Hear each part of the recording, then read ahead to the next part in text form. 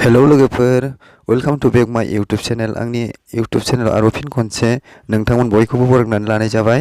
लोगोफोर, दिनै 16 November 16 November बर' थुनलाइनि जोनोम सान। बे बर' थुनलाइनि जोनोम सानजों लोब्बा लाखिनानै साननैनि हाबाफारि लानानै गगामुग दख'रा फरायसा आफादनि हेफाजाबाव नोलोबारि गोजौ फरायसालिनि गेलेग्रा फोथाराव साननैनि हाबाफारिजों गाजा गोमजायै खुंफुंनो लाहार फाहार खालामनाय जादों। दिनै 16 नभेम्बर जोबथा सान। बे जोबथि सानाव बिटिआरनि इएम रन्जित बसुमतारी सारा जोंनि नोलोबारि हालामाव फैनानै दिनै माखासे गोनां खोथाफोरखौ बिथाङा गावनि बिबुंथिजों फोरमायनानै गालांबाय। दायो आं बेफोरनिनो माखासे नुथायफोरखौ नोंथांमोननो दिन्थिलांनो थाखाय नैबे भिडिअखौ बानायनाय जाबाय। नोंथांमोन थारैनो नायलांदो। दायो बिटिआरनिफ्राय फैनाय माखासे गाहाय आलासिफोरखौ बरायनाय हाबाफारि नुथायखौ जोङो नायलांदिनि। लोगोफोर, अननानै बयबो नायलांदो भिडिअखौ, आरो मोजां मोनदोंब्ला भिडिअखौ लाइक खालाम आरो शेयार खालामनानै होबानो जाबाय। लोगोसे चेनेलाव गोदान फैदोंब्ला चेनेलखौ साबस्क्राइब खालाम आरो लाइक खालामदो। अब्ला नायलांदिनि।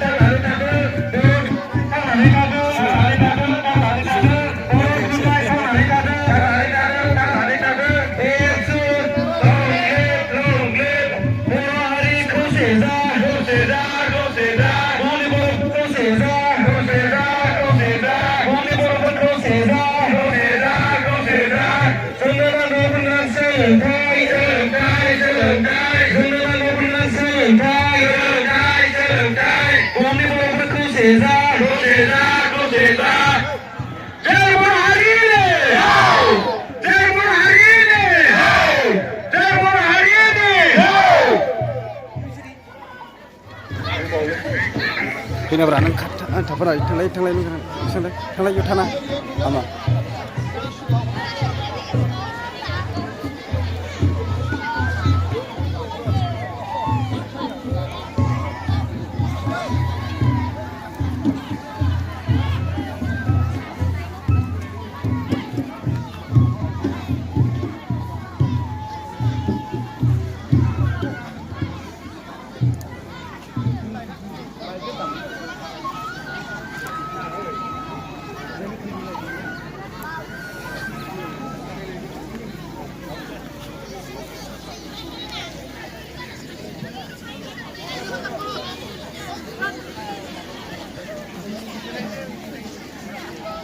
फेस्टिभेलखौ रेडि जानो थाखाय गुरै खावलायदों। लोगो नैबे जोंनि जौसाङाव मोसाबावनांगोन। जाहाथे फेस्टिभेला जेरावबो थाङालासिनो मोसानो थाखाय साखाफारा जानानै थागोन। फेस्टिभेलखौ नैबे